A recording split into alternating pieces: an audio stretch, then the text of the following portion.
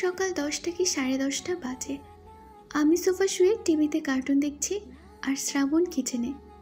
ফুপি আমাদের জন্য রান্না করে রেখে যায়নি, তাই শ্রাবণ রান্না করছেন। জানি না কি রাঁধছেন উনি।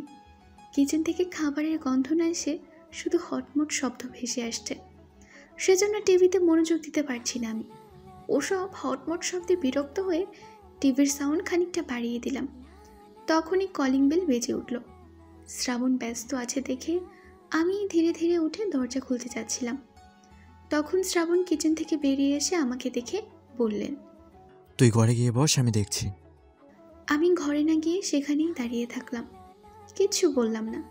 সকাল 8টা বেজে যাচ্ছিল, তাও উনি ঘুম থেকে উঠছিলেন না, জন্য ওনাকে অফিস যাওয়ার কথা বলতে ডেকে তুলেছিলাম। সেজন্য উনি আমাকে বকেছেন। কত রেগে রেগে কথা বললেন। সামান্য ঘুম থেকে ডেকে তোলার জন্য উনি আমার সবচেয়ে প্রিয় হেয়ার ব্যান্ড ভেঙেছেন। বালিশের পাশেই ছিল স্টোনের হেয়ার ব্যান্ডটা। ঘুম থেকে ডেকে দেওয়ার জন্য রেগে গিয়ে সেটা নিয়ে মেঝেতে আছাড় মারলেন। ফলে ব্যান্ড থেকে সব স্টোন খুলে পড়ল, আর ইউজ করাই যাবে না ওটা। সেজন্য তখন থেকে আমি গাল ফুলিয়ে বসে আছি, একটাও কথা বলিনি ওনার সাথে। উনি আরও 1.5 ঘন্টার মতো ঘুমিয়েছিলেন। তারপর ঘুম থেকে উঠে ফুপির সাথে ফোনে কথা বলে কিচেনে গিয়ে ঢুকেছেন। রান্না শেষ করেছেন কি করেননি, তখনই কে যেন এসে কলিং বেল বাজালো। গলায় ঝুলানো টাওয়ালে কপালের ঘাম মুছতে মুছতে শ্রাবণ দরজার দিকে এগিয়ে গেলেন।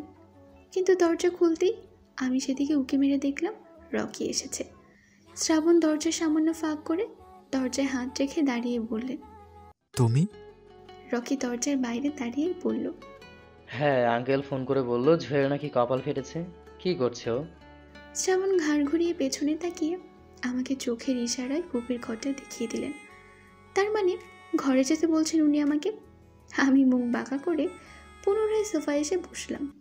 তখন না বকলে আর আমার হেয়ার ব্যান্ডটা না ভাঙলে ঠিকই ওনার কথা শুনতাম। বকা খাওয়ার পরেও ওনার কথা মেনে চলার প্রশ্নই আসে না। যাই হোক, একটু পরেই রকি ড্রয়িং রুমে আসলো। ওর সাথে সাথে শ্রাবণও এসেছেন। রকিকে দেখে হাসতে হাসতে বললাম, আরে তুমি, আসো আসো, ভালোই হলো তুমি এসেছো। একা একা খুব বোর হচ্ছিলাম। রকি হাতে থাকা কালো পলিথিনের ব্যাগটা টেবিলে রাখতে রাখতে বলল, কপাল ফাটিয়ে আবার হাসা হচ্ছে? তো কি কাঁদবো? জুই কখনো কাঁদে না, ছোট বাচ্চা নই যে কথায় কথায় প্যাচ প্যাচ করে কাঁদবো। শ্রাবণ এসে তাড়াহুড়ো করে আমার পাশে বসে বলল, তুই তো 80 বছরের বুড়ি, সেজন্য কেঁদে কেঁদে কানের পর্দা ফাটিয়ে দিয়েছিলে আমাদের। ওনাকে মুখ ভেঙচিয়ে রকির দিকে তাকিয়ে বললাম, মিথ্যে বলেছে, পুরোই মিথ্যে কথা একটা। কপাল ফাটার জন্য কাঁদিনি আমি। সেলাই করার কথা শুনে ভয় পেয়েছিলাম একটু, তাই খুবই সামান্য কেঁদেছি। ওটাকে না কান্না বলে না, আমি তো অ্যাক্টিং করছিলাম বলেই শ্রাবণীর দিকে তাকিয়ে মুখ ভ্যাঙ্গালাম। সেটা দেখে উনি বিড়বিড় করে বললেন, অ্যাক্টিং? কপালের সাথে সাথে সেই সময় মুখটাও সেলাই করে নেওয়া লাগতো। গরম চোখে ওনার দিকে তাকিয়ে বললাম, এটা কি আমাকে বলা হলো? উনি আমার কথার জবাব না দিয়ে রকিকে বললেন, দাঁড়িয়ে আছো কেন, বসো, নাকি চলে যাবো এখনই? রকি অন্য সোফায় গিয়ে বসে বলল, না, আসলে আঙ্কেল বলল ঝুই বাসায় একা থাকবে, তাই যেন এখানে থাকি। জামে পড়েছিলাম বলে আসতে দেরি হলো। তুমি অফিস যাওনি এখনো? শ্রাবণ গলা থেকে টাওয়াল নামিয়ে বললেন, রাতে ডিউটি আছে, আমি বাসাতেই থাকবো সারাদিন। বিকেলের দিকে আমরা চলে আসবে। তোমার কলেজে যেতে হলে যাও। আমি রকির দিকে তাকিয়ে বললাম, না যাবে না তুমি, আজকে ক্যারাম খেলবো আমরা। কিন্তু বোর কি তুমি তাহলে? রকি মুচকি হেসে বলল, খেলাধুলা অন্যদিন হবে, এখন রেস্টের প্রয়োজন তোমার। টিভিও দেখা চলবে না, চুপ করে শুয়ে থাকতে হবে। শ্রাবণ টেবিল থেকে রিমোট নিয়ে টিভি অফ করে আমার দিকে তাকিয়ে বললেন, হ্যাঁ, ঘরে যা, তুই সকাল থেকে টিভি দেখছিস, এখন গিয়ে শুয়ে থাক, যা। ঘরে যাওয়ার মুড নেই এখন আমার, তাই ডোন্ট কেয়ার ভাব নিয়ে সোফায় হেলান দিয়ে দিলাম। টেবিলের দিকে তাকিয়ে রকিকে কালো পলিথিন দেখিয়ে বললাম, এই কি এনেছো ওগুলোতে? রকি বলল, ওই একটু ফল আছে, খাবে এখন? ধুয়ে এনে দিব? হ্যাঁ দাও, ক্ষুদায় পেটটা চুচু করছে। শ্রাবণ ভাইয়া কিছু খেতে দেয়নি আমাকে জানো। খাবারের কথা মনে পড়তেই শ্রাবণ ব্যস্ত ভঙ্গিতে উঠে দাঁড়িয়ে বললেন, ওহ, ব্রেকফাস্ট হয়ে গেছে তো, আনছি বস। এগুলো খেয়ে মেডিসিন খেতে হবে, ফল খাওয়ার দরকার নেই এখন। শেষের কথাটা গম্ভীর মুখ করে বলে শ্রাবণ নাস্তা নিতে চলে গেলেন। রকি যেন এতক্ষণ ওনার চলে যাওয়ার অপেক্ষায় করছিল। উনি যেতেই রকি উঠে এসে আমার পাশে বসে বলল, এই জয়ী, শ্রাবণ ভাইয়া খালি বকছে না তোমাকে, আর বকবে না। আমি এসে গেছি, আজকে সারাদিন এখানেই থাকবো। আমি খুশি হয়ে বললাম, তাহলে তো অনেক মজা হবে। জানো, শ্রাবণ ভাই আজকে আমার ফেভারিট হেয়ার ব্যান্ডটা ভেঙে ফেলেছে। আর অনেক বকেছে, ধমকও দিয়েছে। আর ধমক দিবে না, তুমি মন খারাপ করো না কেমন। আজকেই নতুন হেয়ার ব্র্যান্ড কিনে এনে দিবনে। বাট এর আগে এই দেখো, এটা কি এনেছি তোমার জন্য। বলতে বলতে রকি পকেট থেকে একটা অ্যান্ড্রয়েড ফোন বের করে আমার হাতে দিয়ে বলল, নাও, এটা তোমার। সিম টিম সব কিনে দিয়েছি, এটা ইউজ করবে এখন থেকে। বেশি গেমস খেলবা না।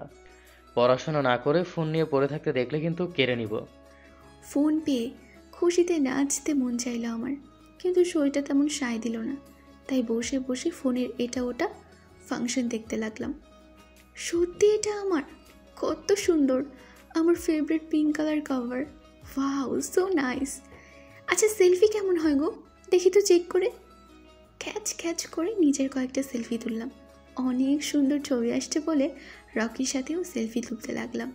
কিন্তু মাত্র দুটো সেলফি তুলতেই শ্রাবণ এসে হাজির।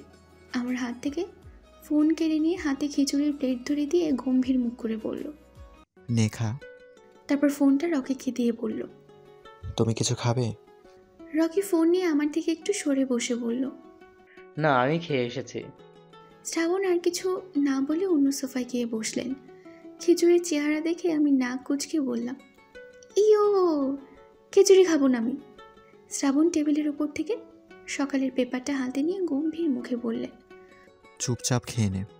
আমি প্লেটটা টেবিলে রেখে মুখ ফুলিয়ে বললাম, না, এটা খাবো না আমি। কেমন যেন দেখতে হয়েছে। খিচুড়ি বলে এটাকে? কে খায় এটা? শ্রাবণ রাগে চোখে তাকালেন আমার দিকে, কিন্তু কিচ্ছু বললেন না। রকি প্লেটটা তুলে নিয়ে বলল, কেন, ভালোই তো দেখতে হয়েছে। খাইয়ে দিতে হবে সেইটা বললেই হয়। অসুখ হলে কি যে আহ্লাদি হয়ে যাও তুমি, মুখে তুলে খাওয়ানো লাগে। নাও, হা করো।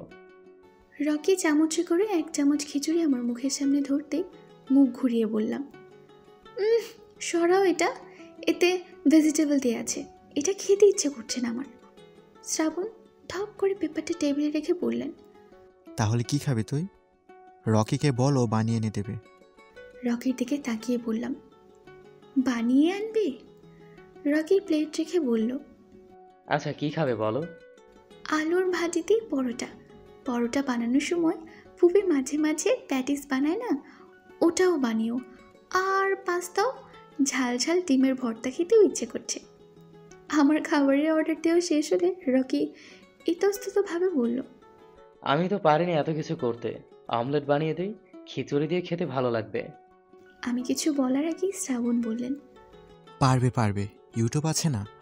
আমি তো ইউটিউব দেখে খিচুড়ি বানিয়েছি, তুমি ইউটিউব দেখে এগুলো বানিয়ে নিতে পারবে। ফ্রিজে ডিম আছে দেখলাম, ময়দা আর পাস্তাও ক্যাবিনেটের ভেতরে পেয়ে যাবে। যাও, ট্রাই করে দেখো, ঠিক পারবে। রকির তো রান্না করার কোনো ইচ্ছাই ছিল না, কিন্তু শ্রাবণ ওকে ছাড়লেনও না। এক প্রকার ঠেলে ঠুলে কিচেনে পাঠিয়ে দিলেন। আমিও রকির সাথে কিচেনে গিয়েছিলাম, কিন্তু শ্রাবণ আমাকে রেস্ট করার নাম করে ফুপির রুমে নিয়ে আসলেন। ভেতর থেকে দরজাটা দিলেন বন্ধ করে। আমার দিকে তেড়ে এসে বললেন, কি বলেছিলাম তোকে? হয় আমি নয়তো রকি, যে কোনো এক সাইডে থাকতে হবে তোকে। বাট তুই তুই তো আমার সাইডে একটুও নেই। লাস্ট বারের মতো জিজ্ঞেস করছি, বল কাকে চাই তোর, আমাকে না ওকে? আমি একটু পিছিয়ে গিয়ে বললাম, তোমাকেই তো।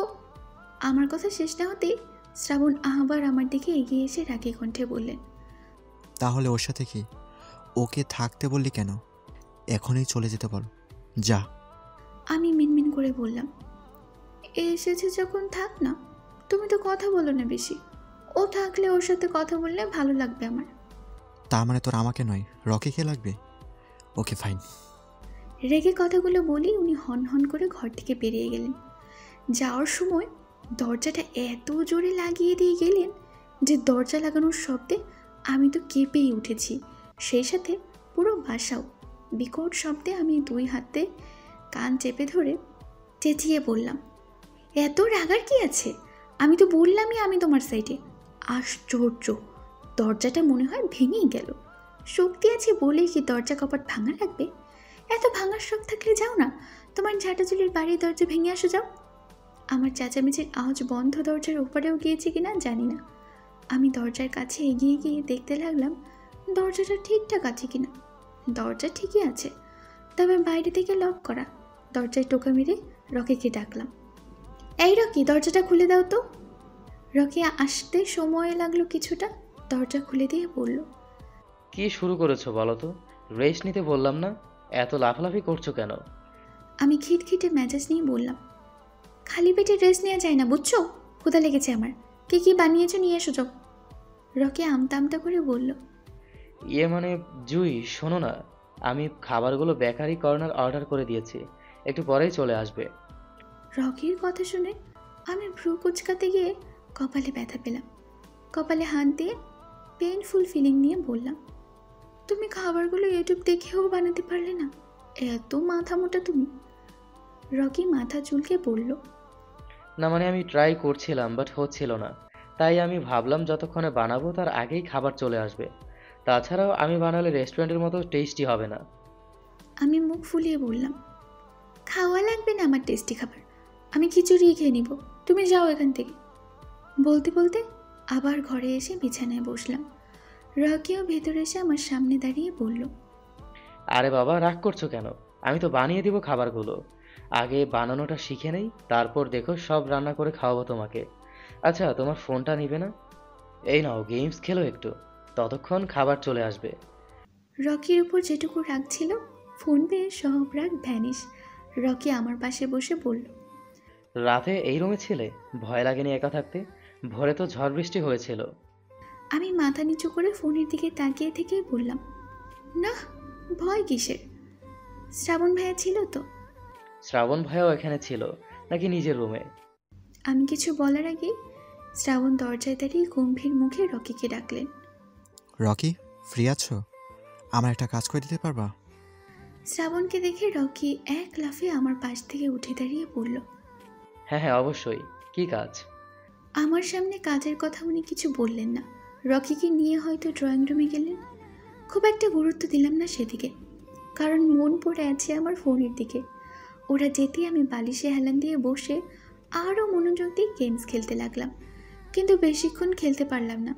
4-5 মিনিটের মাথায় শ্রাবণ আবার রুমে ঢুকতে ঢুকতে বললেন, এই তুই কি করছিস?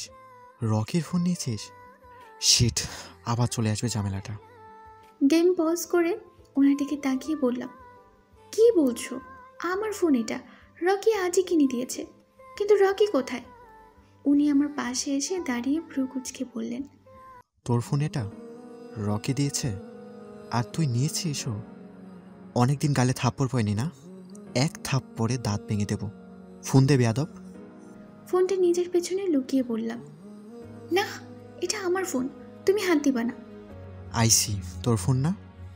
বলেই উনি আমার দিকে ঝুঁকে জোর করে আমার হাত থেকে ফোনটা কেড়ে নিলেন। আমি রেগে গিয়ে বালিশ দিয়ে মারতে লাগলাম ওনাকে। উনি আমার হাত থেকে বালিশ কেড়ে নিয়ে আমার 2 হাত ওনার এক হাত দিয়ে চেপে ধরে বললেন, দেখ জুই, রাগাবি না আমাকে। অনেক বেলা হয়েছে, খাবি চল। আমি হাত ছাড়িয়ে নিতে নিতে খিট মিটে মেজাজে বললাম, খাবো না খাবো না খাবো না, হাত ছাড়ো আমার।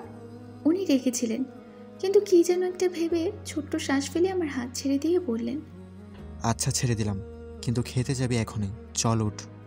আমি মুখ ফুলিয়ে খাটে হেলান দিয়ে বললাম, যাবো না আমি, তুমি আগে ফোন ফেরত দিবা আমাকে, তারপর অন্য কথা হবে, যাও। উনি বিছানায় এক হাঁটু মুড়ে মেঝেতে দাঁড়িয়েছিলেন। আমার কথা শুনে হাঁটু নামিয়ে সোজা হয়ে দাঁড়িয়ে বললেন, ঠিক আছে, আমি নতুন ফোন এনে দেবো তোকে, এখন চল। তারপরও আমার মধ্যে ওঠার কোনো লক্ষণ না দেখে উনি আবার আমার হাত ধরে বললেন, কি হলো, উঠতে বললাম না? আমি মুখ ফুলিয়ে বললাম, ফোন না দিলে একটা কথাও বলবো না তোমার সাথে। উনি এবার সত্যি সত্যি অনেক রেগে গেলেন। রাগ করে রকির দেওয়া ফোনটা আমার কোলের উপর ফেলে দিয়ে বললেন, ঠিক আছে নে, এটা নিয়েই থাক তুই, খবরদার আমার সাথে কথা বলতে আসবি না। উনি রাগ করে রুম থেকে বেরিয়ে যাচ্ছিলেন। তখন আবার কলিং বেল বেজে উঠল। রকি এসেছে ভেবে উনি আমাকে শাসিয়ে বললেন, রুম থেকে যদি বের হয়েছিস না, পা ভেঙে দেবো একদম। বলে উনি চলে গেলেন। আমি ভেবেছিলাম রকি এসেছে আবার, তাই রকির সাথে কথা বলে শ্রাবণকে আরও রাগিয়ে দেওয়ার জন্য রুম থেকে বেরিয়ে ড্রয়িং রুমে এসে দেখি রকি নয়, গিট্টুর মা আর শুভর মা এসেছে। শ্রাবণ ওনাদের সোফায় বসতে দিয়ে নিজেও বসেছেন মাত্রই। তখনই আমি সেখানে উপস্থিত হয়েছি। আমাকে দেখেই শুভর মা বলল, ওই তো জয়ী, এখন কেমন আছো আম্মু? গিট্টুর মাও সহানুভূতির স্বরে বলল। আহারে, কতখানি কেটেছে। আমি শুভর মায়ের দিকে তাকিয়ে বললাম, আমার ব্যাগ কোথায়? ব্যাগ এনেছো? ব্যাগ না পেলে তোমার ছিনতাইকারী ছেলেকে জেলের ভাত খাওয়াবো বলে দিলাম। শ্রাবণ আমার দিকে গরম চোখে তাকালেন। এদিকে শুভর মা বলল, শুভকে ওর বাবা অনেক বকেছে মা, ও আর তোমাকে বিরক্ত করবে না। ব্যাগ আমি তোমাকে আরেকটা কিনে দিব, কেমন? আমি কিছু বলার আগেই শ্রাবণ বললেন, ব্যাগের কথা বাদ দিন, আপনি শুভকে বোঝাবেন ও যেন এমন ভুল আর না করে। শুধুমাত্র আঙ্কেল রিকোয়েস্ট করলেন দেখে আমরা কোনো স্টেপ নিইনি, এমনটা কিন্তু বারবার হবে না। যাই হোক, আম্মু বাসায় নেই, আপনাদের আর কিছু বলা থাকলে কালকে এসে বলবেন। শ্রাবণের এমন কথার ধরন দেখে মহিলাগুলো আর বসলেন না, আবার আমাকে দেখতে আসবেন বলে চলে গেলেন। তারপর শ্রাবণ দরজা লাগিয়ে দিয়ে আমাকে নিয়ে ডাইনিংয়ে আসলেন।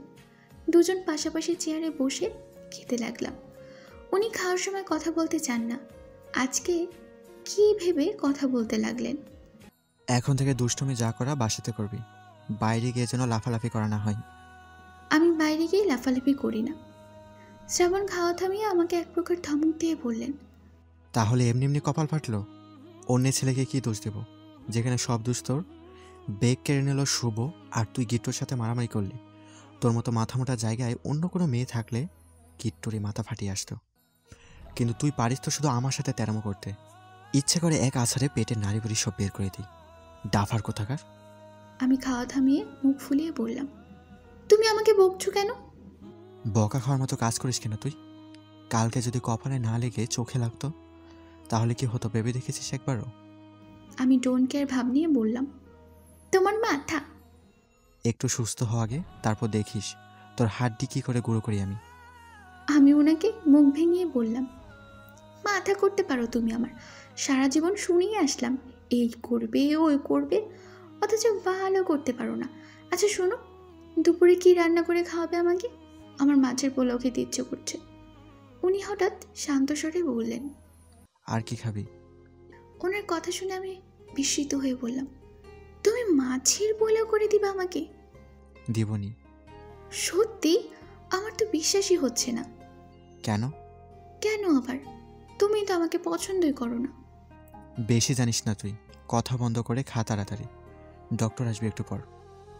আমি খাবার মুখে নিয়ে বললাম, কেন? শ্রাবণের খাওয়া শেষ, প্লেট নিয়ে সিঙ্কে যেতে যেতে বললেন, ড্রেসিং করতে। ওনার দিকে তাকিয়ে বললাম, ব্যথা লাগবে না? উনি প্লেট ধুতে ধুতে এক নজর আমার দিকে তাকিয়ে বললেন, না। পুরোপুরিভাবে মিথ্যা কথা বলেছিলেন উনি আমাকে। ড্রেসিং করাতে সাংঘাতিক ব্যথা পেয়েছি। আমার মনে হচ্ছিল ব্যথার চোটে অজ্ঞান হয়ে পড়ে থাকবো আমি। চিল্লিয়ে বাসা মাথায় তুলেছিলাম। শ্রাবণ শুধু আমাকে ধরে লোহার মতো শক্ত মুখ করে বসেছিলেন। দুপুরে গভীর ঘুমিয়েছিলাম। হঠাৎ পেটে কিছু কামড়ে দেয়, ঘুম ভেঙে গেল। জ্বলে যাচ্ছে পেটটা। ধরফর করে উঠে বসে পেট থেকে ফতুয়া তুলে দেখি লাল রঙের বিষ পিঁপড়া। কিন্তু এটা এখানে কি করে আসলো? বিছানায় পিঁপড়া আসার কারণ উদ্ঘাটন করতে গিয়ে দেখি আমার পাশে চকলেটের খোসা, বিস্কিটের গুঁড়ো, কেকের গুঁড়ো পড়ে আছে। দুপুরে শ্রাবণের পোলাও রান্না করতে দেরি হচ্ছিল বলে আমি বিছানায় বসে এসবই খাচ্ছিলাম। আর খেতে খেতে কখন যেন ঘুমিয়ে পড়েছি, বুঝতেই পারিনি। খাবারগুলো ওভাবেই পড়ে আছে, তাহলে পিঁপড়া তো আসবেই। পেট চুলকোতে চুলকোতে এদিক ওদিক তাকিয়ে দেখি শ্রাবণ বুকের উপর বই নিয়ে চিত হয়ে সোফায় শুয়ে আছেন, কিন্তু ওনার মন ঠিক বইয়ের পাতার মধ্যে নিবদ্ধ নেই। উনি সিলিংয়ের দিকে তাকিয়ে কী যেন ভাবছিলেন। ওনাকে ডেকে বললাম, শ্রাবণ ভাইয়া, কি পড়ছো তুমি? শ্রাবণ হক চুকিয়ে আমার দিকে তাকালেন। বুক থেকে বই নামিয়ে উঠে বসতে বসতে বললেন, উঠে গেছিস? কিন্তু তুমি বারবার সোফায় শুয়ে থাকছো কেন? তোমার ঘরে গিয়ে শুয়ে থাকবা। উনি মাখনের মতো মোলায়েম কণ্ঠে বললেন। তুই এখানে ঘুমোচ্ছিলি যে? একা যদি ভয় পাস, বাসায় তো কেউ নেই। আমি পেট চুলকোতে চুলকোতে বললাম, আরে আমি ভয় পাই না, তুমি হুদায় কষ্ট করে সোফায় শুয়ে থাকছো শুধু। উনি ভ্রুকুচকে বললেন, পেটে কি হয়েছে? পিঁপড়া কামড়েছে। বেয়াদব পিঁপড়াটা কামড়ানোর আর জায়গা পায়নি, কোথা থেকে যে আসলো আজাইরা পিঁপড়া। শ্রাবণ সোফা থেকে উঠে আসতে আসতে বললেন, পিঁপড়ার কি দোষ? তুই তো তাদের নিমন্ত্রণ দিয়ে রেখেছিস, তাহলে তো ওরা আসবি। উঠ, বিছানাটা ঝেড়ে দিই। আমি অলসভাবে হাই তুলে বালিশে হেলান দিয়ে বললাম, উঠতেই ইচ্ছে করছে না। উনি আমার অ্যাঙ্কেলে হাত রেখে ভ্রু কুচকে বললেন, কেন, শরীর খারাপ লাগছে? না। এবার উনি আমার 2 গাল ধরে বললেন, তাহলে উঠ, অনেক ঘুমিয়েছিস। বিকেল কত হয়েছে দেখেছিস? দুপুরে খাসনি কিছু? ক্ষুধা লাগেনি? গালে ওনার হাত রাখায় খুব ভালো লাগছে আমার। মনে হচ্ছে কত আদর করে উনি আমাকে। কিন্তু সত্যিটা এইটাই যে থাপ্পড় দেয়া ছাড়া উনি আমার গালে হাত দেন না। তাহলে এভাবে গাল ধরার কারণটা কি? বেশ চিন্তিত হয়ে বললাম, গাল ধরেছো কেন? উনি আমার 2 গাল আলতো করে টেনে দিয়ে আমার পাশে বসে বললেন, দেখছিলাম জ্বর আছে কি নেই। আচ্ছা, এবার উঠে পড়। খাবি না? আলু থালু শরীর নিয়ে উঠে ফ্রেশ হয়ে আসলাম। শ্রাবণ ততক্ষণে খাবার নিয়ে এসেছেন। ক্ষুধা তেমন না থাকলেও মাছের পোলাওয়ের সুঘ্রাণে ক্ষুধাটা যেন তরতর করে বেড়ে গেল। বিছানায় খেতে বসলাম। শ্রাবণ আমার মুখোমুখি বসে বললেন, সাবধানে খা, কাটা আছে কিন্তু। তুমি খেয়েছো? হুম। ইয়াম্মি হয়েছে। তুমি তো দেখছি খুব ভালো রাঁধতে পারো। কিভাবে শিখলে গো এত ভালো রান্না? ইউটিউব দেখে? শ্রাবণ মুচকি হেসে বললেন। বিদেশে থাকতে নিজের রান্না নিজেকে করতে হতো। আমি অবাক হয়ে বললাম, তুমি রান্না করতে? মেড ছিল না? না, ওখানে আবার মেড। নিজেরাই রান্না করতাম, তবে নুমান আর ইরাম বেশি করতো। তোমরা একসাথে থাকতে? এক বাসায়। ইরাম আপু তো মেয়ে, তাও তোমাদের সাথে থাকতো? শ্রাবণ ভ্রু কুচকে বলল। তা কোথায় থাকবে ইরাম? নুমানের বউ যে ও। আমি যার উপর নিয়ে অবাক হয়ে বললাম, কি? নুমান ভাইয়ার বউ ইরাম আপু? শ্রাবণ বিরক্ত হয়ে বললেন, হ্যাঁ, এত রিয়েক্ট করা কি আছে? রিয়েক্ট করব না? আমি ভেবেছিলাম ইরাম আপুর বিয়েই হয়নি। থাক সে কথা। এখন আমাকে এটা বলো যে তুমি থাকতে নুমান ভাই ইরাম আপুকে কি করে বিয়ে করলো? তুমি করতে পারলে না? কত সুন্দর আপুটা। আমার কথা শুনে উনি রেগে গিয়ে বললেন, হোয়াট রাবিশ! আমি কেন ওকে বিয়ে করব? হ্যাঁ হ্যাঁ ঠিকই তো। তুমি কেন ওকে বিয়ে করবে? তুমি তো ঝাঁটে চুলিকে বিয়ে করবে। জুই! ধমক খেয়ে কেঁপে উঠলেও পর মুহূর্তে ইনোসেন্ট এসে বললাম, আরে রেগে যাচ্ছ কেন? আমি তো মজা করছিলাম। তাছাড়াও তোমাদের বিয়ে তো ঠিকই হয়ে আছে, একটু মজা করলে কি হবে? শ্রাবণ রাঙ্গি চোখে তাকিয়ে থাকলেন আমার দিকে, যেন এক্ষুনি থাপ্পড় বসাবেন আমার গালে। আমি ভয়ে ভয়ে আবার খাওয়া শুরু করলাম। হঠাৎই উনি শান্ত কণ্ঠে বললেন, তুই যেমনটা ভাবিস তেমন কিছু নয়। ছোঁয়ার সাথে আমার কোনো সম্পর্ক নেই। ওনার কথা শুনে খাওয়া থেমে গেল আমার। অবাক হয়ে বললাম, কি সম্পর্ক নেই?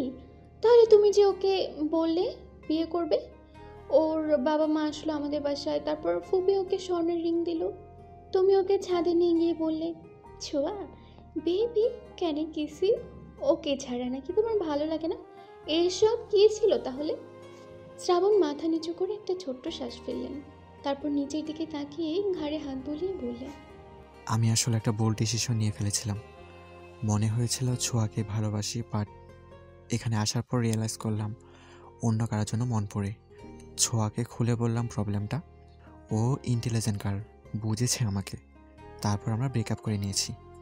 ছোঁয়ার সাথে ব্রেকআপ হয়ে গিয়েছে শুনে খুশিতে উত্তেজনায় লাফিয়ে উঠে বললাম, ইয়েস ইয়েস ইয়েস।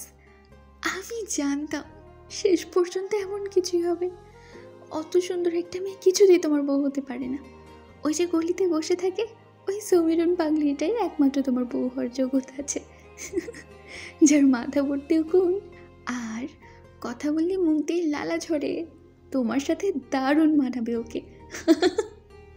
বলেই আমি হাসতে লাগলাম। শ্রাবণও মুচকি হেসে বললেন, আচ্ছা ওই পাগলের কথা ছাড়, তোর কথা বল। তুই যে মসজিদে 10-20 টাকা করে দিচ্ছিলি, সেটা কি এখনো দিস? ওনার কথা শুনে মুখ মলিন হয়ে গেল আমার। না। কেন? কেন আবার? বড় হয়ে গেছি এখন আমি, বুঝতে শিখেছি অনেক কিছু। তুমি তো আমাকে একটুও পছন্দ করো না, তাই তোমার জন্য দান ধান বন্ধ। ভাইয়ার জন্য একদিন 10 টাকা দিলাম, তার কয়েকদিন পরেই ভাইয়ের চাকরি হয়ে গেল। অথচ তোমার জন্য এত টাকা খরচ করলাম, তাও তুমি আমার সাথে ভালো করে কথাটুকু পর্যন্ত বলো না। তাহলে কিসের জন্য তোমার নামে দান করবো বলো? আমার কথা শুনে ওনার হাসি মাখা মুখ মলিন হলো। শুধু ওহ বলে বিছানা থেকে উঠে গিয়ে সোফায় বসে আবার সেই বইটা খুললেন।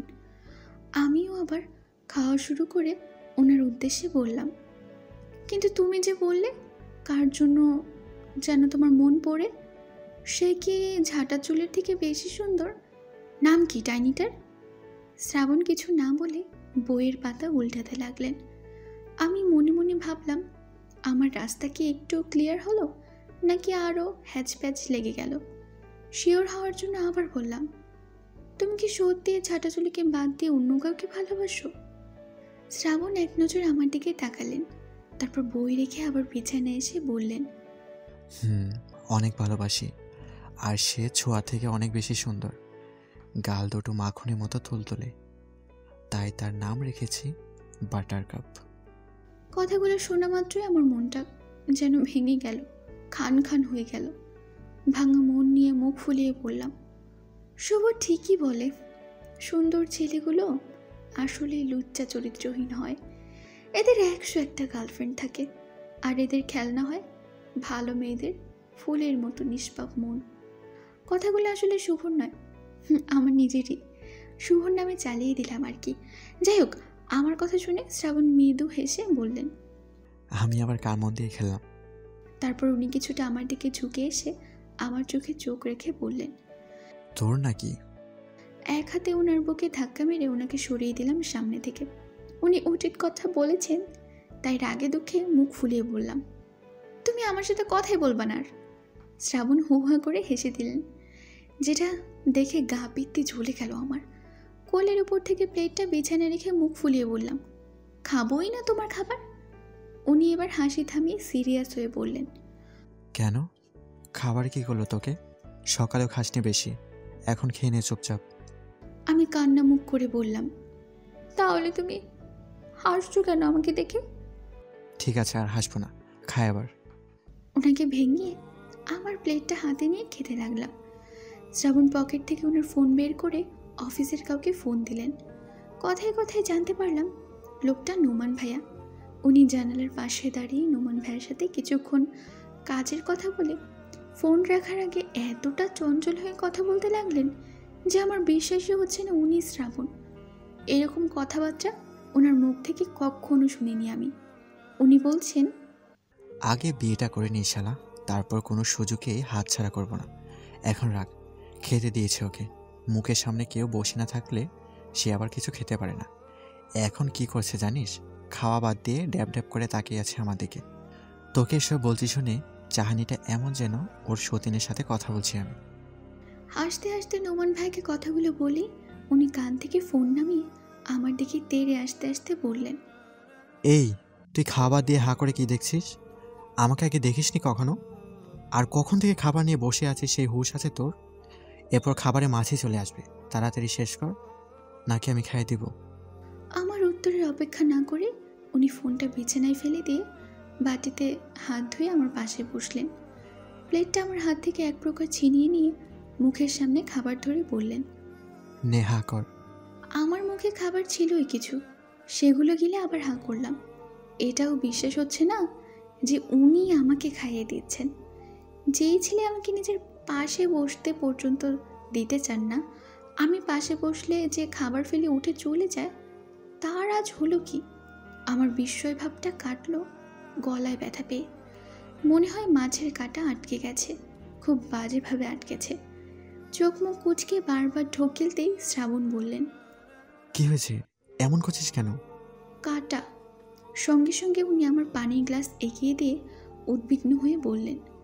পানি খা। পানি পোলাওয়ের দলা খেয়েও কাটা আমার নামলো না। তাই আমি বললাম, কুলসুম বলে বিড়ালের পা ধরলে নাকি কাটা নেমে যায়। পিঙ্কিটা থাকলে ভালো হতো, ওর পা ধরতাম, তাহলেই কাটা নেমে যেত। কুকুরের পা ধরলেও মনে হয় নামে। তোমার কুকুরটা নেই যে পা ধরবো।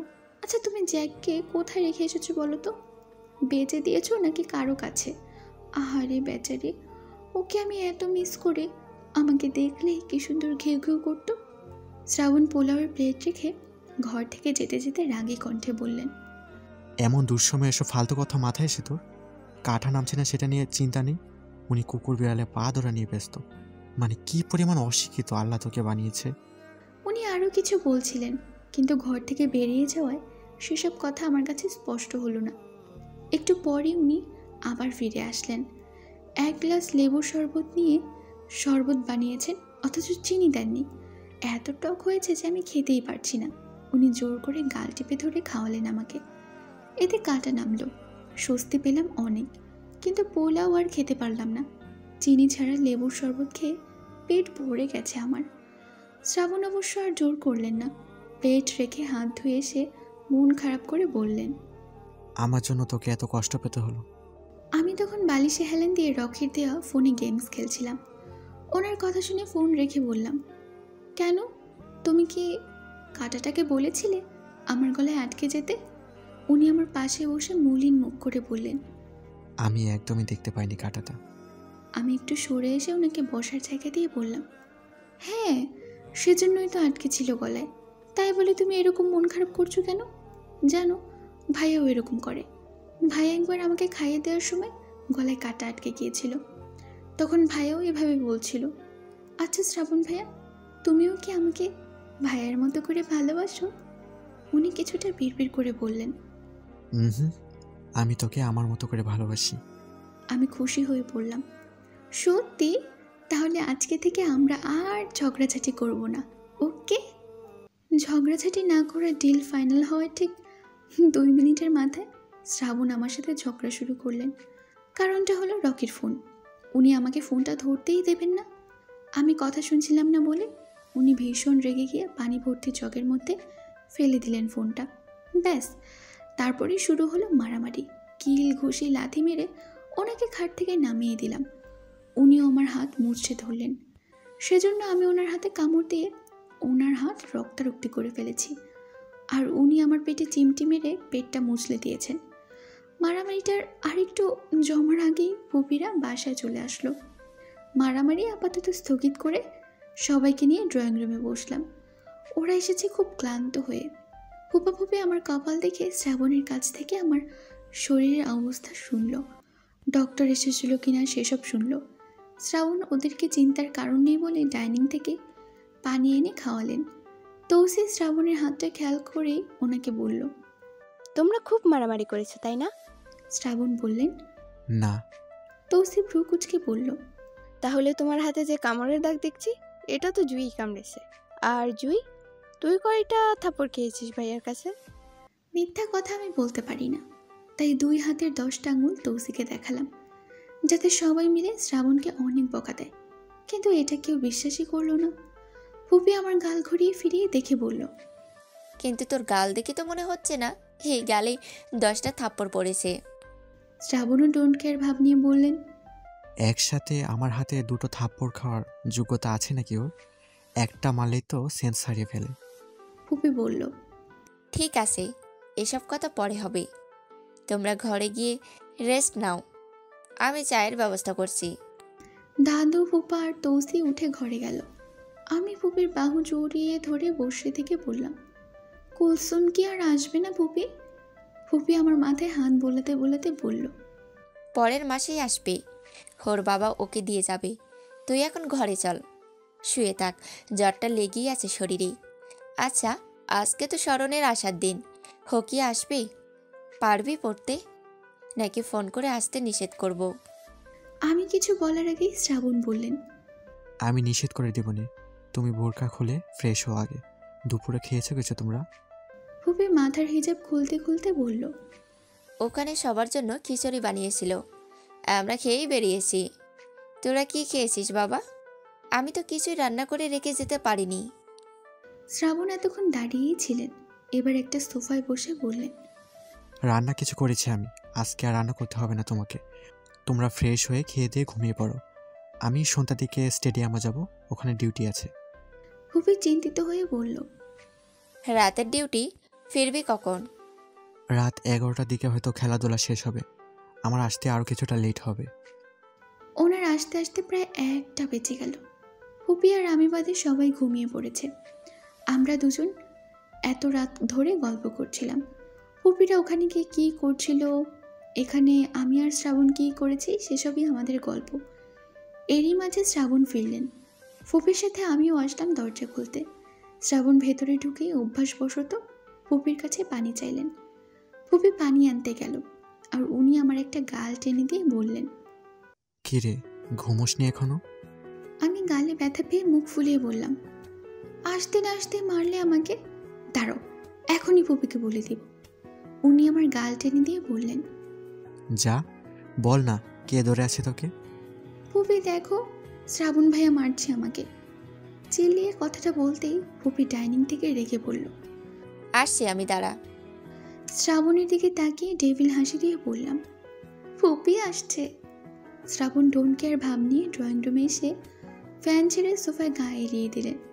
আমি অনেকটা দূরে দাঁড়িয়েছিলাম বলে আমাকে কাছে ডেকে পকেট থেকে একটা মিল্ক বার বের করে আমার হাতে দিয়ে বললেন, দোকান খোলা ছিল না, এটাই পেয়েছি শুধু।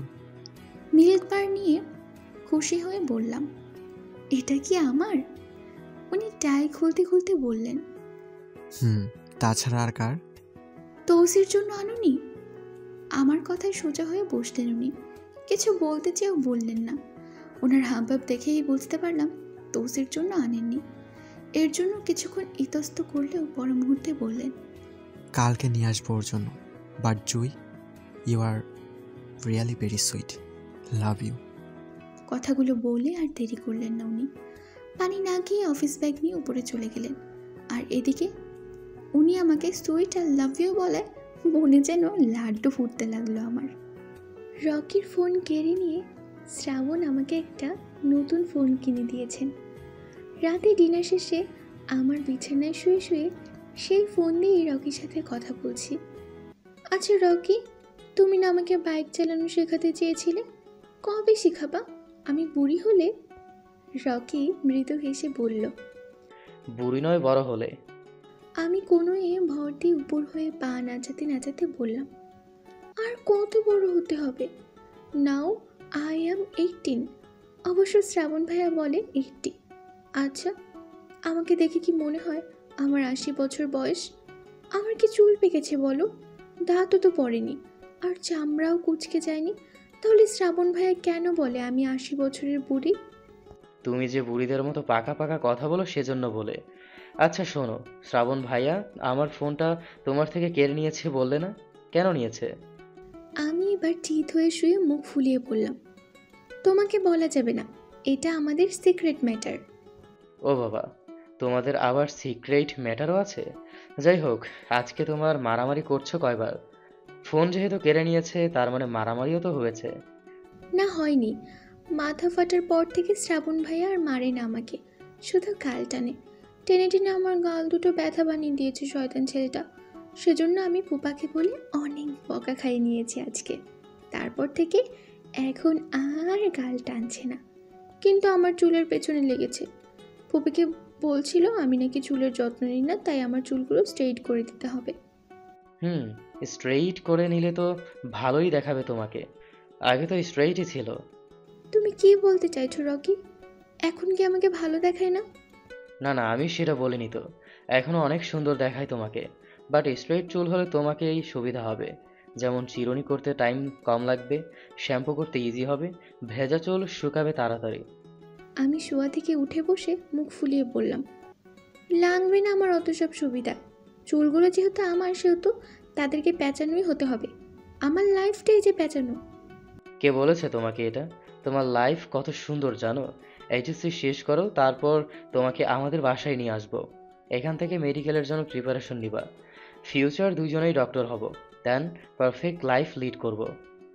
আমি মুখ বেঁকিয়ে বললাম, কিন্তু আমার ডক্টর হওয়ার কোনো ইচ্ছে নেই। আমি শ্রাবণ ভাইয়ের মতো ইঞ্জিনিয়ার হতে চাই। কালকে কপালের সেলাই কাটার পর পুরো দমে পড়া শুরু করব। শ্রাবণ ভাই বলেছে অফিস থেকে এসে আমাকে রাত 10টা-11টার দিকে 1 ঘন্টা করে ম্যাথে হেল্প করবে। ওই আর কি, মারামারি করেই 1 ঘন্টা শেষ। বাই দ্য ওয়ে, কালকে তোমার সেলাই আমি কেটে দিব। ক্লাস শেষ করে যেতে যেতে আমার বিকেল হবে। তোমাকে আসতে হবে না, ডক্টর আঙ্কেলই আসবে। ফুপা ফোন করেছিল, কাল সকালেই আসবে ডক্টর আঙ্কেল। আচ্ছা রকি, সেলাই কাটার সময় কি ব্যথা লাগে? না, ভয় পাওয়ার কিছু নেই। ঠিক আছে, বাই। সিজন ভাইয়ের সাথে কথা বলবো একটু। কেন? এত রাতে ওর সাথে কেন কথা বলতে হবে? এমনি দরকার আছে। তোমার অত কেন কেন করা লাগবে না। ফোন রাখো তুমি। ঠিক আছে, 2 মিনিট কথা বলবো শুধু। আমি কিন্তু 2 মিনিট পর আবার ফোন করব তোমাকে। রকি যখন বলেছে ও 2 মিনিট পর ফোন করবে, তার মানে করবেই। এদিকে সিজনের সাথে আমার জরুরি কথা আছে, যা 2 মিনিটে শেষ হবে না। তাই রকি যেন কথা বলার সময় ডিস্টার্ব করতে না পারে, তাই ওকে ব্লক দিয়ে সিজন ভাইয়াকে কল দিলাম। 2বার রিং হতেই সিজন ভাইয়া কল রিসিভ করলো। হ্যালো, কে বলছেন? আমি বিছানা থেকে উঠে দাঁড়িয়ে বললাম, সিজন ভাইয়া, আমি জুই। এটা আমার নিউ নাম্বার। ও গার্লফ্রেন্ড তুমি? হোয়াটসঅ্যাপ? খবর খুব একটা ভালো নয়। তৌসি তো খাওয়া দাওয়া ছেড়ে দিয়েছে। তুমি জানো কিছু? হ্যাঁ শুনলাম তো, কোনো এক লেকচারার ছেলের সাথে নাকি ওর বিয়ে ঠিক হয়েছে। আমি মেঝেতে পায়চারি করতে করতে বললাম, আরে ঠিক হয়নি, এমনি কথা চলছে। শ্রাবণ ভাইয়ের ফ্রেন্ড আছে না, নোমান, ওই নোমান ভাইয়ের কাজিন। ফুপা প্রথমে না করে দিয়েছিল, আজকে সকালে আবার শ্রাবণ ভাইকে বলল ওই ছেলের ব্যাপারে খোঁজ নিতে। শ্রাবণ ভাইয়া বলল খোঁজ টোজ সব নিয়েছে, ছেলে নাকি অনেক ভালো, সামনের ছুটির দিনে বাসায় নিয়ে আসবে। সেজন্যই তো তৌসি সারাদিন খাচ্ছে না কিছু। না খাক, না খেয়ে মুটকিটা শুকোক একটু। তুমি এটা কি করে বলতে পারছো? আমরা কত টেনশনে আছি জানো? এত টেনশনের কি আছে? আমি তো সেটাই বুঝতে পারছি না। বিয়ের কথা আলোচনা হওয়া মানে বিয়ে হওয়া নয়। তোমার বোনকে বলো এসব চিন্তা বাদ দিয়ে পড়াশোনায় মন দিতে, এক্সামের বেশি দেরি নেই। তুমি বুঝতে পারছো না, বাসা থেকে সবাই এখনই বিয়ে দিতে চায় ওকে। আর ওই ছেলেটা ফ্রাইডেতে আসবে তৌসিকে দেখতে, দেখে পছন্দ হলেই বিয়ে। ওপাশ থেকে শুধু নিঃশ্বাসের শব্দ শুনতে পেলাম, তারপর লাইন কেটে গেল। বুঝতে পারলাম তৌসির মতো সিজনের মনটাও খারাপ। এতদিনের সম্পর্ক ওদের, এখন যদি তৌসির অন্য কোথাও বিয়ে হয়ে যায় তাহলে কতই না কষ্ট পাবে ওরা। এটা ভাবতে গেলে তো আমারই কষ্ট লাগছে। কুলসুমটা থাকলে ওর সাথে কষ্টটা শেয়ার করতে পারতাম, কারণ সিজন আর তৌসির ব্যাপারটা ওরও জানা। যাই হোক, তৌসির কষ্ট দেখে আর এখন সিজন ভাইয়েরও মন খারাপ দেখে আমার ইচ্ছে করছে ফুপাকে গিয়ে বলি, ফুপা, এত ছেলে খুঁজে কাজ নেই, তৌসির বিয়েটা তুমি পাশের বাসার সিজন ভাইয়ের সাথেই দিয়ে দাও। কিছুক্ষণ পায়চারি করতে করতে নিজের মনকে জিজ্ঞাসা করলাম, ফুপাকে এটা বললে কি হতে পারে? মন বলল কিছু বালই হবে না, ফুপা যতই রাগই হোক না কেন আমাকে কিছুই বলবে না। তাই আর দেরি না করে দৌড়ে ফুপির রুমে আসলাম। কিন্তু এখানে এসে দেখি কেউ নেই। রাত প্রায় 10:30 বাজে। এত রাতে ফুপা ফুপি গেলটা কোথায়? আশেপাশে সব খোঁজে দাদুর রুমের কাছে আসতেই দাদু আর ফুপার কথার আওয়াজ শুনতে পেলাম। এত রাতে তো জেগে থাকে না বুড়ো, বুড়োটার আবার কিছু হলো নাকি? চিন্তিত হয়ে দরজায় এসে দাঁড়াতেই শুনতে পেলাম দাদু বলছে, তোষের জন্য তানহার থেকে ভালো ছেলে আর পাবি না তুই। আমার ভাইয়ের কথা কি বলছে এরা? শোনার জন্য দরজার পর্দার আড়ালে দাঁড়িয়ে ভেতরে উকি দিলাম। দেখে মনে হচ্ছে খুবই গুরুত্বপূর্ণ আলোচনার সভা বসেছে এখানে। ফুপা ফুপি সোফায় বসে আছে আর শ্রাবণ দাদুর সাথে বিছানায়। বাড়ির ছোট সদস্য হিসেবে এরকম গুরু গম্ভীর আলোচনার সভায় আমার উপস্থিত থাকার অনুমতি নেই। ফুপি দেখলে এখনই তাড়িয়ে দেবে আমাকে, আর শ্রাবণ দেখতে পেলে তো ঘাড় ধরে বের করে দিবেন। কিন্তু কথাগুলো যেহেতু আমার ভাইয়াকে নিয়েই হচ্ছে, সেহেতু আমাকে শুনতেই হবে সবটা। তাই আমি অতি সন্তর্পণে পর্দার আড়ালে দাঁড়িয়ে ওদের কথাগুলো শুনতে লাগলাম। দাদুর কথার উত্তরে শ্রাবণ বললেন, কিন্তু আর্মিনও তো খারাপ ছেলে নয়, ঢাকায় ওদের নিজস্ব বাড়ি গাড়ি আছে, ফার্স্ট ক্লাস জব করে, বয়সও বেশি নয়, আমার থেকে 1-2 বছরে বড় হবে। আর তালহার কথা কি বলবো বলো, সবে মাত্র একটা জব পেয়েছে। ও নিজে কোথায় থাকে? কথা শেষ না করে থেমে গেলেন উনি। তারপর একটা ছোট্ট শ্বাস ফেলে বললেন, তোমরা তালহার সাথে দিতে চাইলে সব দিকটাই ভেবে দেখো। শুধু ভালো ছেলে হলে তো হবে না, ভালো ছেলে অনেক থাকে, কিন্তু ভালো রাখার মতো ছেলে খুব কমই থাকে। হুপা বলল, আমার ইচ্ছে তালহার সাথেই বিয়ে দেওয়ার। ওর মতো পরিশ্রমী আর সৎ ছেলে আমি খুব কমই দেখিয়েছি। ওর জবটা সেকেন্ড ক্লাস হতে পারে, কিন্তু আমাদের মেয়েকে কখনো কষ্টে রাখবে না। তবে আমার মনে হয় না তালহা এখন বিয়ে করবে, সেজন্যই তো ওসির বিয়ে নিয়েও আমি এত তাড়াহুড়ো করছি না। ফুপি বলল, তাড়াহুড়ো আমরাও করছি না, তবে তালহার সাথে বিয়ে দেব বলে চুপ করে বসে থাকলে তো চলবে না। তালহা বিয়ে করবে কিনা কিংবা তৌসিরও মতামতের একটা ব্যাপার আছে।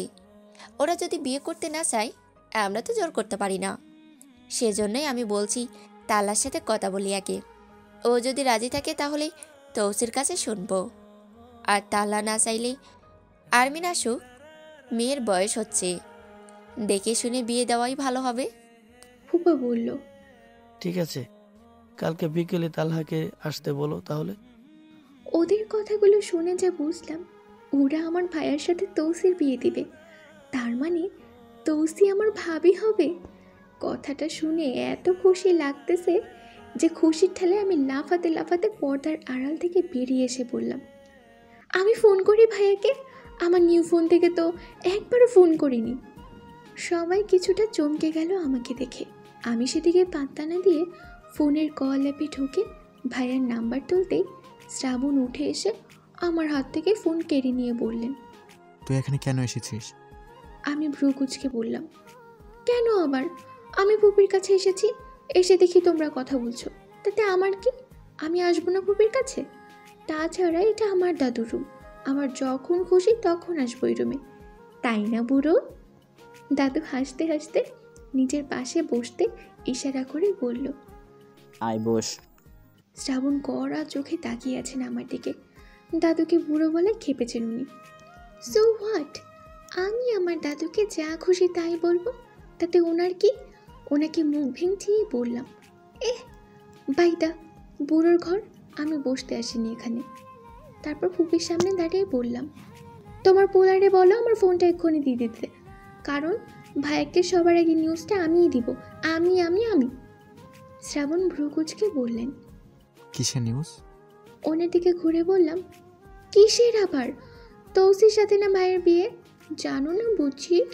ঢং দেখে বাঁচি না, এত বড় ছেলের এত ঢং হবে কেন? শেষের কথাগুলো বিড়বিড় করে বললেও শ্রাবণ শুনতে পেলেন। উনি প্রথমে আমাকে চোখে শাসালেন, তারপরে আমার ফোনটা ওনার ট্রাউজারের পকেটে ঢুকিয়ে পুপির দিকে তাকিয়ে রেগে বললেন, নাও, এই অশিক্ষিতটাকে বোঝাও এবার, যত সব। আমিও রেগে গিয়ে ওনার মুখের সামনে আঙুল তাক করে বললাম, এই তুমি আমাকে অশিক্ষিত বললে কেন? তুমি জানো আমি কোন ক্লাসে পড়ি? Do you know? আর কিছু বলার আগে উনি আমার আঙুল চেপে ধরে দাঁতে দাঁত চেপে বললেন, না জানি না, চল দেখা আমাকে কোন ক্লাসে পড়িস। বলে উনি আমার আঙুল ছেড়ে দিয়ে বাম হাতের কনুই চেপে ধরে টেনে নিয়ে যেতে লাগলেন। আমি পিছু টান নিলাম, মানে যাবো না এখান থেকে। ঘ্যান ঘ্যান করতে করতে বললাম, হাত ছাড়ো আমার, যাবো না আমি। পপি দেখো না শ্রাবণ ভাইয়া। আর কিছু বলতে হলো না আমাকে, তার আগেই পপি বলল, শ্রাবণ, কাদাস না মেয়েটাকে, অনেক রাত হয়েছে, ঘরে যা তোরা। হ্যাঁ, এই অশিক্ষিতটাকে নিয়ে গেলাম আমি, ঘুমিয়ে পড়ো তোমরা। Good night everybody. বলতে বলতে শ্রাবণ আমাকে টেনে নিয়ে দাদুর রুম থেকে বেরিয়ে আসলেন। ওনার সাথে যাবো না বলে আমি ঘ্যান ঘ্যান করতে করতে সিঁড়ি পর্যন্ত আসলাম। আর সিঁড়িতে এসে এক হাতে সিঁড়ির রেলিং চেপে ধরে বললাম, এই তো অস্ত্র পেয়ে গেছি। ইউ ধবল রোগী, এবার নিয়ে যাও দেখি আমাকে, জীবনেও পারবে না। বলে আমি আরও শক্ত করে চেপে ধরলাম রেলিংটা। হাতের সাথে সাথে একটা পা দিয়েও রেলিং আঁকড়ে ধরার চেষ্টা করলাম, মানে চেষ্টার কোনো ত্রুটি রাখিনি আমি। কিন্তু শ্রাবণ আমার সব চেষ্টায় পানি ঢেলে দিলেন। আমার হাত রেলিং থেকে ছাড়িয়ে না নিয়ে উনি ফট করে আমার পেটে কাতুকুতু দিতে লাগলেন। ব্যাস, হাসতে হাসতে রেলিং ছেড়ে দিলাম আমি। কিন্তু উনি হাসলেন না, গম্ভীর মুখ করে পুনরায় আমাকে টেনে নিয়ে উপরে যেতে যেতে বললেন, তোর মতো মশার বাচ্চাকে ক্যারি করতে আমার জাস্ট এই তুই একটা হাতেই যথেষ্ট।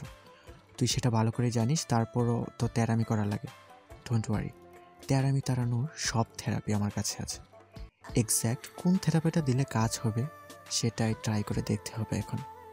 ওনার কথা শুনে মনে হচ্ছে আমাকে নিয়ে ইন্টারেস্টিং কোনো রিসার্চ করতে চলেছেন উনি। আমার আবার এসব রিসার্চে অনেক আগ্রহ, তাই কৌতূহল নিয়ে বললাম, তুমি কি এখনই ট্রাই করবে? এটা কেমন থেরাপি? ইনজেকশন দেয়া লাগে? আমার কথা শুনে ওনার রূপ পাল্টে গেল।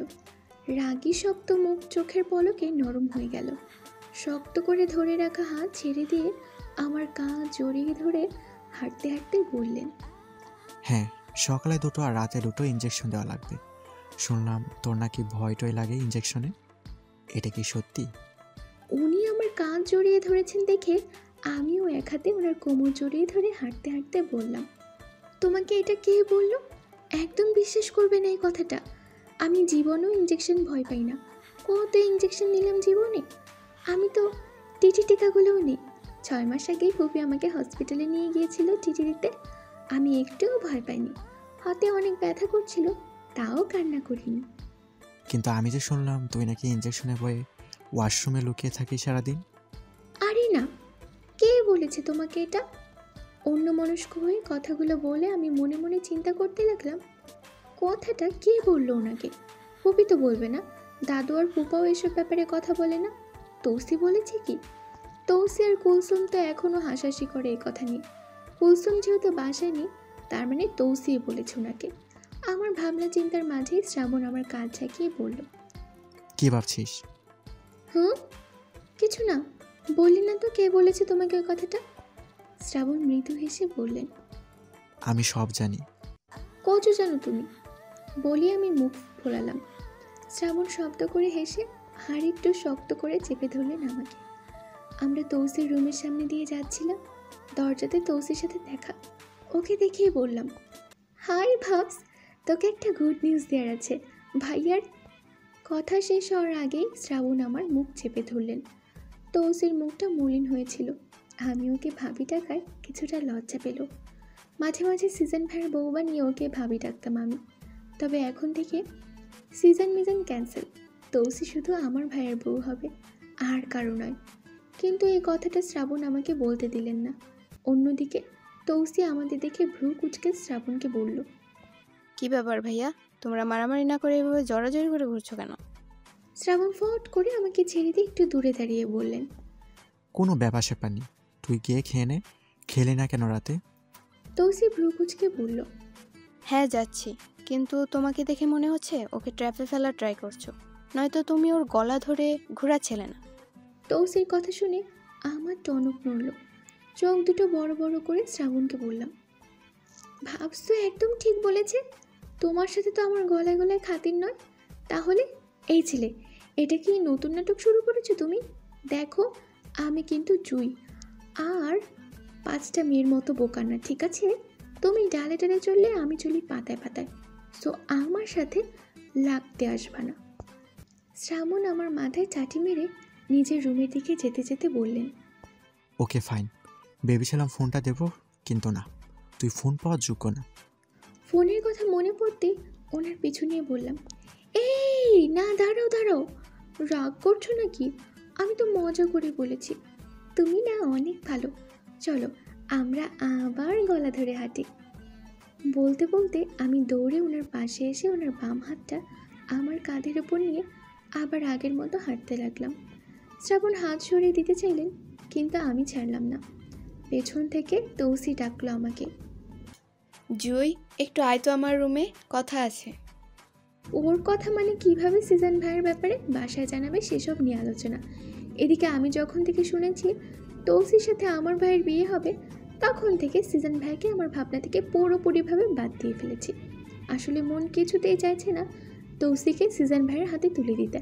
আমার ইচ্ছে তৌসির বিয়ে হবে আমার ভাইয়ের সাথে, আর আমার বিয়ে হবে তৌসির ভাইয়ের সাথে। তারপর হেসে খেলে দিন কাটবে আমাদের। আহারে কি আনন্দ। কিন্তু বাটারকাপ ডাইনির বয়ফ্রেন্ডকে আমাকে বিয়ে করতে রাজি হবে? শ্রাবণ তো আমাকে পছন্দই করেন না, অন্য কাউকে ভালোবাসে খালি। ধর, চিন্তা ভাবনার এই জায়গায় এসে আমাকে বারবার হেরে যেতে হয়।